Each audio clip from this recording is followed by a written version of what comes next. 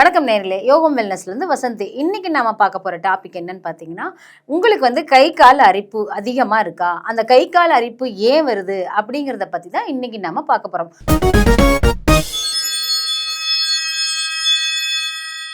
அதாவது கை கால் அரிப்பு வந்து நிறைய பிரச்சனைகளால நம்ம உடம்புல கல்லீரல், ரத்தம், சிறுநீர், இன்னொன்று வந்து பார்த்தீங்கன்னா மன அழுத்தம்னு சொல்கிறாங்க. அதை விட முக்கியமானது குடல். இது எல்லாமே வந்து நமக்கு நிறைய பிரச்சனைகளை உண்டு பண்ணும்.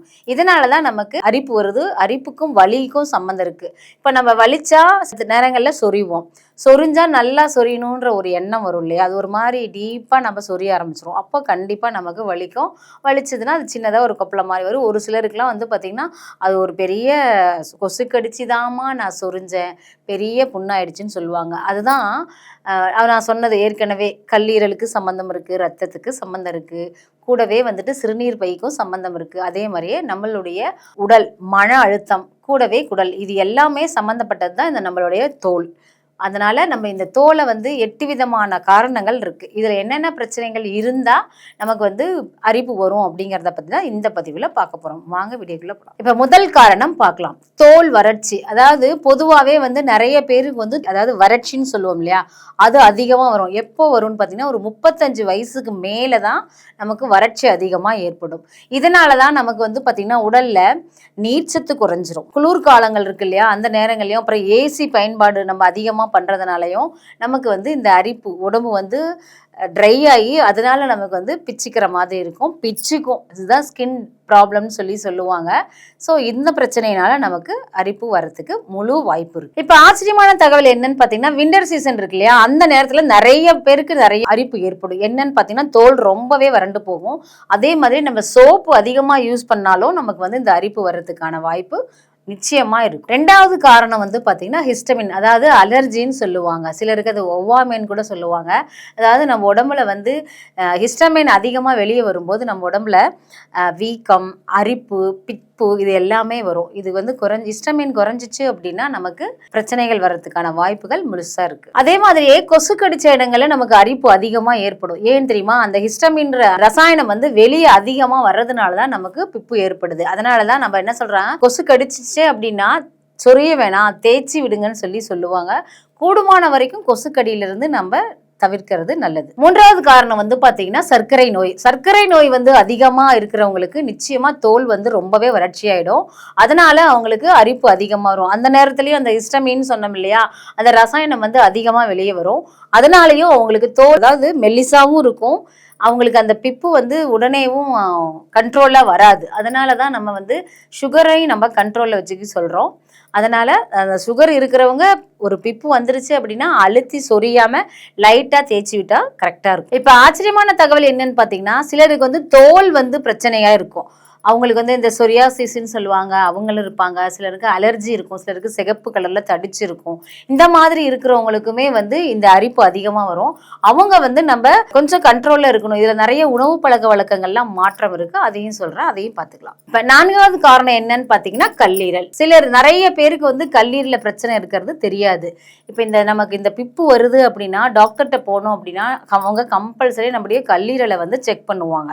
அதன் மூலயமா நமக்கு இன்ஃபெக்ஷனும் இருக்கும். அதே மாதிரியே கல்லீரல் பாதிப்பு ஏற்பட்டுச்சு அப்படின்னா நமக்கு வந்து பிரச்சனைகள் இருக்கு. அதுல முக்கியமானது வந்து இந்த அரிப்பு. நம்ம வெளியில அரிப்பு இருந்தாலே கல்லீரல் பிரச்சனை இருக்குங்கிறது தெரிஞ்சுக்கலாம். கல்லீரல் வந்து நமக்கு வந்து கெமிக்கல் ஃபேக்டரின்னு சொல்லுவாங்க. கிட்டத்தட்ட 100கணக்கான வேலைகளை அது செய்யறதுனாலதான் கெமிக்கல் ஃபேக்டரின்னு சொல்லியிருக்காங்க. ஸோ கல்லீரலை நம்ம எவ்வளவு சேஃபா வச்சிருக்கணுமோ அவ்வளவு சேஃபா வச்சிருக்கணும். அதுக்கு முக்கியமா நிறைய தண்ணி நம்ம குடிக்க வேண்டியிருக்கும். அதே மாதிரி 5வது காரணம் கிட்னி. கல்லீரல் ப்ராப்ளமும் இருந்து கிட்னி ப்ராப்ளம் இருந்துச்சு அப்படின்னா ஃபர்ஸ்ட் பாதிக்கிறது வந்து பார்த்தீங்கன்னா கால் பகுதி தான். அது வந்து ஒரு மாதிரி கருப்பு நிறத்துல மாறி இருக்கும். அந்த மாதிரி இருக்கவங்களுக்கு கிட்னி நிச்சயமா பாதிக்கப்பட்டிருக்கும். ஸோ அவங்க வந்து சொரியவே கூடாது. ஒரு சின்ன கொசுவோ பிச்சுக்கிற மாதிரி ஒரு ஃபீல் இருக்குதா, அப்போ நம்ம சொரியாமல் லைட்டாக தேய்ச்சி விடணும். முடிஞ்சால் தேங்காய் எண்ணெய் போட்டு தேய்ச்சி நீங்கள் அதை கிளீன் பண்ணிக்கோங்க. கிட்னி ப்ளஸ் கல்லீரல் 2 ப்ராப்ளம் இருக்கிறவங்களுக்கும் அரிப்புகள் வந்து அதிகமாக வர்றதுக்கு வாய்ப்பு இருக்கு. 6வது காரணம் பார்த்தீங்கன்னா ஸ்ட்ரெஸ். ஆச்சரியமா இருக்கும். இப்போ ஸ்ட்ரெஸ் அதிகமாக இருந்துச்சு அப்படின்னா நமக்கு வந்து பிரச்சனைகள் அந்த தோலில் பிச்சுக்கிற மாதிரியான எண்ணங்கள் வரும், பிச்சுக்குவோம். அதனால தான் தோலை வந்து ரொம்ப சேஃபா வச்சிருப்போம். தோலுக்கும் மூளைக்கும் சம்பந்தம் இருக்குங்க. ஆச்சரியமான உண்மை என்னன்னு பாத்தீங்கன்னா, நம்மளுடைய தோலும் மூளையும் கருவுல இருந்து ஒரே திசுக்கள் அடிப்படையில தான் உருவாகுது. அதனாலதான் நமக்கு வந்து மூளை வந்து ஆர்டர் போடுறதுனாலதான் நம்ம தோல் வந்து நமக்கு பிச்சுக்கிற மாதிரியான ஃபீலிங் வரும். அப்ப நம்ம சொரியிற மாதிரி இருக்கும். ஸோ இவங்க 2 பேத்துக்குமே சம்பந்தம் இருக்கு. 2 பேருமே சேர்ந்து டிராவல் பண்றாங்க நம்மளுடைய உடல்ல. 7வது காரணம் என்னன்னு பாத்தீங்கன்னா நரம்பு. அதாவது சில நேரங்கள்ல நமக்கு வந்து மூளை ஆர்டர் போடும், நரம்பு வந்து சொல்றது, அதாவது பிச்சுக்கிற மாதிரி எண்ணங்கள் வரும். அந்த எண்ணங்கள் தான் நமக்கு வந்து அது பார்த்தீங்கன்னா அப்படியே ஒரு மாதிரி ஊறுற மாதிரி இருக்கும் இல்லையா, அதெல்லாம் வந்து நரம்பு தான் அந்த வேலை செய்யறது.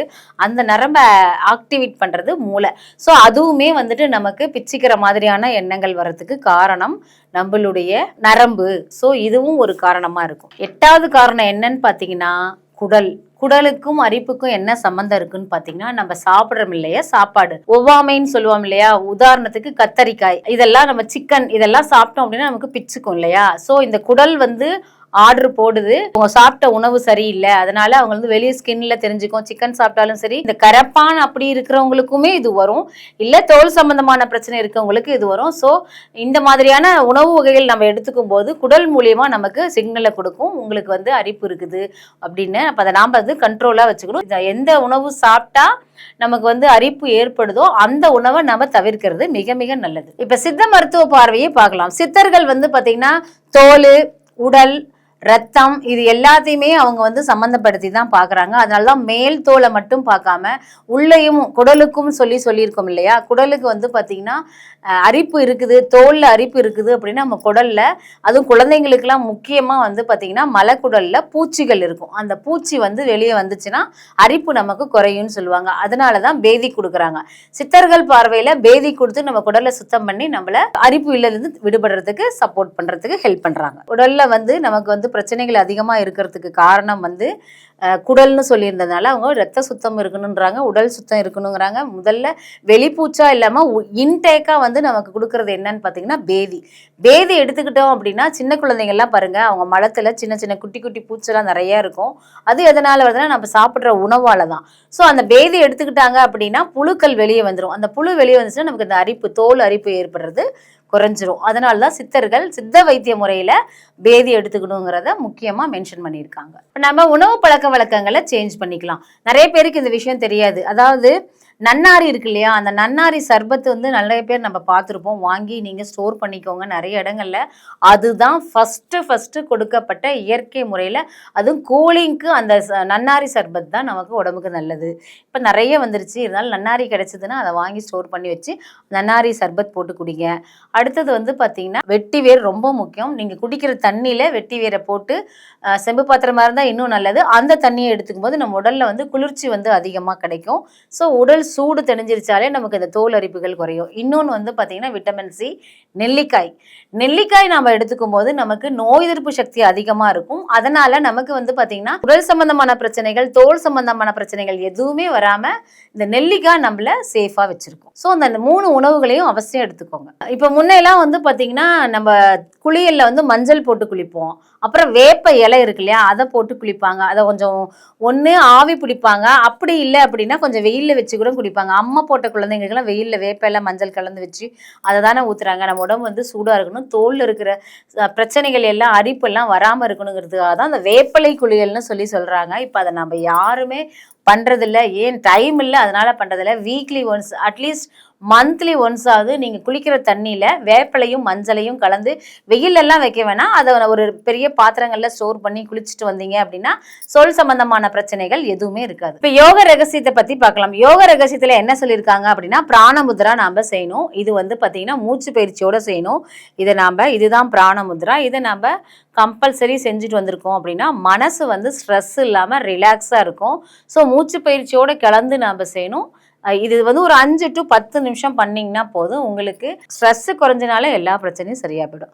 ஸோ யோகா நம்ம செய்யறதே நம்மளுக்கு மன அழுத்தங்கள் குறையணுங்கிறதுக்காக தான். இதை நம்ம கம்பல்சரி செய்யணும். இப்போ வந்து நீங்க உங்களை வந்து சுய பரிசோதனை செஞ்சுக்கோங்க. நமக்கு இந்த அரிப்பு எதனால ஏற்படுது? உணவு பழக்க வழக்கங்களா, இல்லை நம்மளுடைய மனநிலையா, இல்லை நமக்கு அதிகமா டென்ஷன் ஆகுறதுனாலயா, இல்லை நமக்கு கல்லீரல் கிட்னி ஏதாவது பாதிப்பு இருக்குதா, இந்த கருப்பா ஏன் வந்துச்சு, இந்த தோல் அரிப்பு ஏன் வந்துச்சு அப்படிங்கிறத நீங்களே உங்களை வந்து அனலைஸ் பண்ணுங்க. எதனால இந்த பிரச்சனை வருதுங்கிறத பார்த்துட்டு அதை வந்து நீங்கள் கண்ட்ரோலாக வச்சுக்கணும். அந்த உணவுகளை தவிர்த்துக்கலாம். ஸ்ட்ரெஸ் வருது அப்படின்னா எதனால அது ஸ்ட்ரெஸ் இல்லாமல் ரிலாக்ஸாக இருந்துக்கலாம். இந்த மாதிரியான டெஸ்ட் எல்லாம் பண்ணி நீங்கள் உங்களை ரிலாக்ஸாக வச்சுக்கோங்க. அரிப்பு வந்துருச்சு அப்படின்னா அது வந்து ஒரு பெரிய விஷயமே கிடையாது. பட் நமக்கு ப்ராப்ளம் இருக்கிறதுனால தான் இந்த பிரச்சனை வருது. இந்த அரிப்பு வந்துருச்சு அப்படின்னா நம்ம இன்னர் குடல், கல்லீரல், கிட்னி, ரத்தம், முக்கியமாக டென்ஷன் இல்லாமல் ஸ்ட்ரெஸ் இல்லாமல் ரிலாக்ஸாக இருந்தோம் அப்படின்னா தோல் சம்பந்தமான பிரச்சனைகள் நமக்கு நிச்சயமாக வருது. தோலுக்கும் குடலுக்கும் நரம்புக்கும் சம்பந்தம் இருக்கு. அதனால நாம இதை ஃபாலோ பண்ணலாம். இந்த பதிவு நிச்சயமா உங்களுக்கு யூஸ்ஃபுல்லா இருக்கும். இந்த வீடியோவை சேவ் பண்ணி வச்சுட்டு உங்களோட ஃப்ரெண்ட்ஸ் அண்ட் ஃபேமிலிக்கு ஷேர் பண்ணுங்க. நன்றி.